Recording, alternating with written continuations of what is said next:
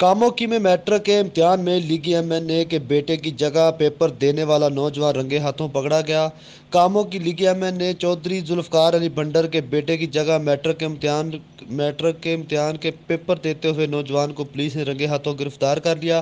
Police ने MNA के बेटे समेत दो अफराद के खिलाफ मुकदमा दर्ज कर लिया है, जबकि मुलजम फरार होने में कामयाब हो गया।